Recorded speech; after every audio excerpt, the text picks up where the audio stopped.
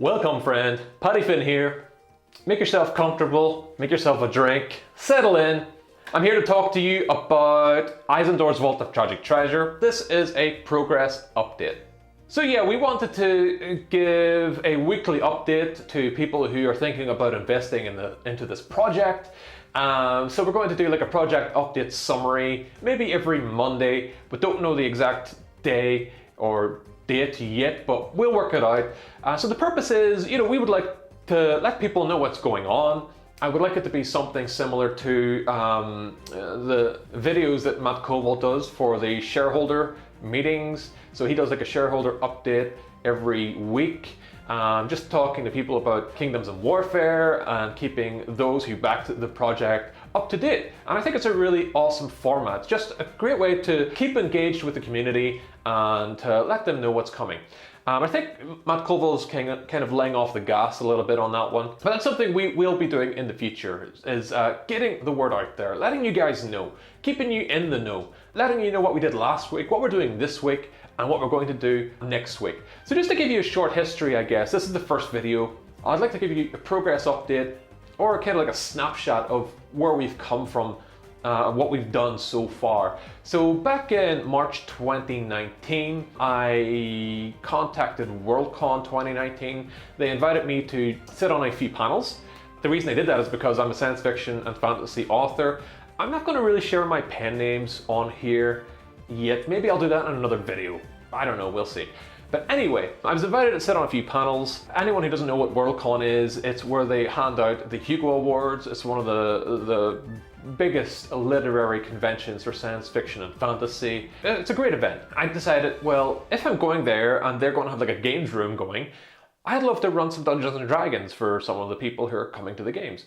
And I reached out, and I didn't really think they'd get in touch with me again. I just thought, whatever. But a month later, to my surprise, they said, yeah, let us know what game you want to run. Send us some of the material. We'd love for you to run some Dungeons and Dragons. And it was actually Kat Tobin who sent me that email.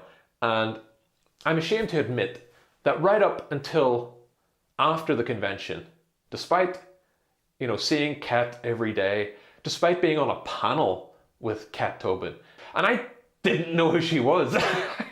I didn't know who Kat Tobin was. That's terrible. For anyone who doesn't know who Kat Tobin is, go look her up. We had a few emails going back and forth. I sent them some content. They were happy with it. August rolled around. I played the game and it went down a treat. The visitors really enjoyed it. And I think that's because, I created models, terrain models. I got like all the minis, I painted them all. I even did cosplay, dressing up as one of the NPCs. I was one of the druids in the one shot.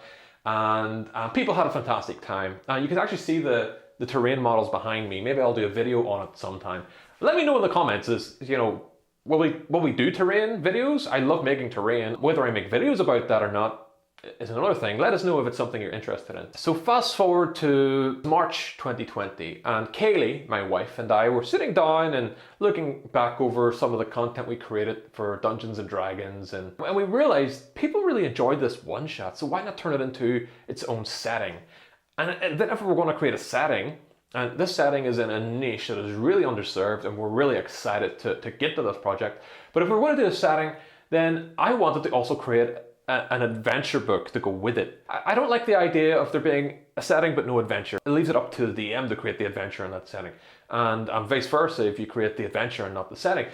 And that's fine if people want to go do that, but I wanted to create both books. But it seemed like a really, really ambitious plan to do both those things for our first tabletop RPG project. So we decided to dial things back a bit. We were like, yeah, let's create another book, make it smaller, maybe 100 pages. What do people like? People love magic items. Right, there aren't that many books out there that are just big lists of magic items that are weird and cool and wonderful and just do epic stuff. So let's do that. And let's put a spin on it. Instead of magic items, let's call it tragic items. And let's give loads of these magic items cool backstories.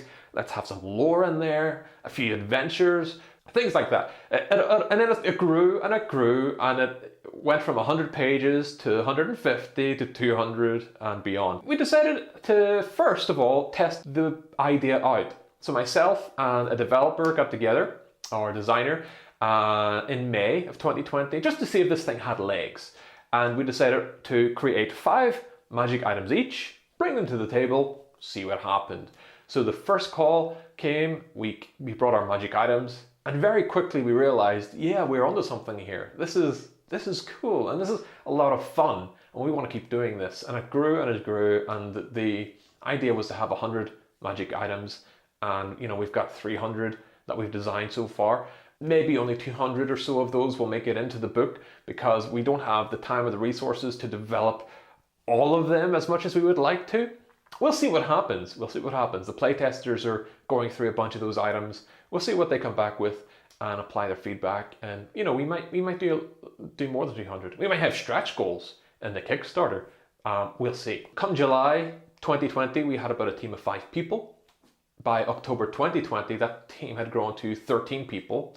And now we're kind of like working with 15 to 20 people. And when I say a team, there's actually only a core of maybe 3 or 4 people on the team that are sort of working on this regularly. The rest of the people are like writers and artists and other content creators that, we kind of engage with here and there as and when we need something. So it's not as if we have this huge team and we have lots of money and we can pay all these people every day of the week. That's not how it works. We're actually operating on a shoestring budget. We have invested a lot in the project thus far because we want to have something to show for it. Our plan or our goal is to have 75% of the book finished by the time it goes to Kickstarter in early 2021. Because I want to hand something to people and say, okay, you're thinking of pledging. You're thinking of investing in this Kickstarter, okay? This is what you're going to get. If this is what we've done before the Kickstarter, imagine how much better it will be after the Kickstarter. So when I say 75% complete before the Kickstarter, that means all of the writing, most of the artwork, and the Kickstarter funding it'll pay for any outstanding art assets. So we'll have the book, we'll have loads of placeholders in there for places the art is going to go. It's kind of similar to what we've done with the playtest document. If you're interested in the playtesting side of things, we have about 66 items in our playtest document. We don't have any of the lore or adventure. That will be going out in the next playtest iteration. And if you're interested in that and want to be kept informed, join our newsletter in the doobly-doo.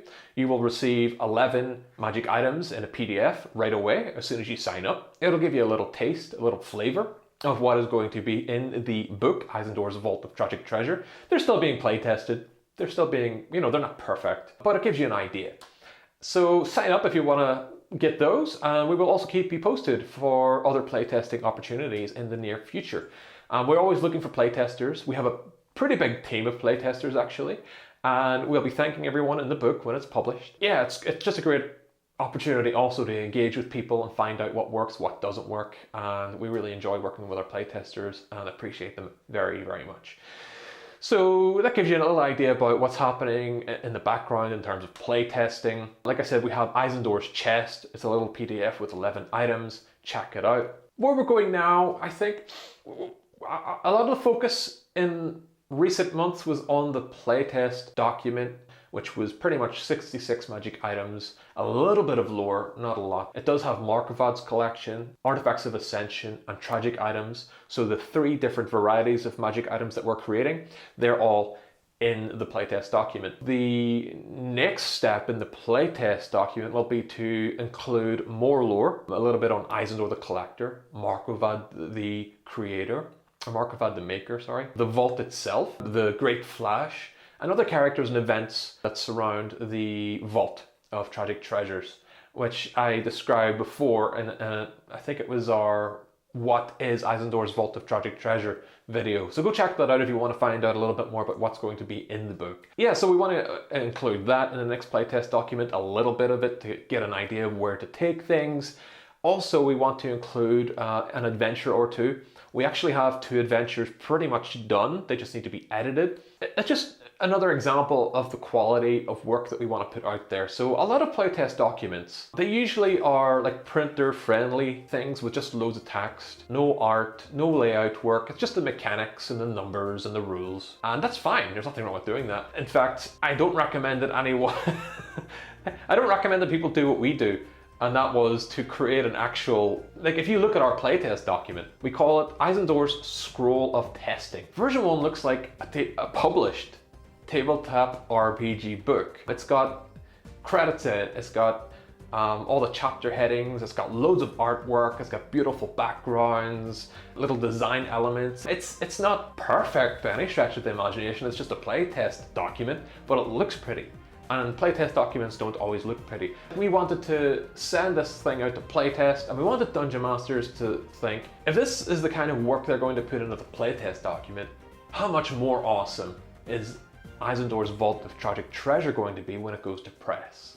We can't wait for it to go to press, can't wait to have the final PDF and the final hardback out there for people to enjoy. But yeah, this was a progress video, the first of many. Expect another one in the near future. Initially, things are a little slow, especially coming up to Christmas and the holidays, and you guys over across the pond are going to have Thanksgiving and stuff like that to worry about. So I don't know if we'll be doing like a video every week in the run up to the new year. However, in 2021, we will be doing weekly videos. So expect to see a few more at least between now and the new year.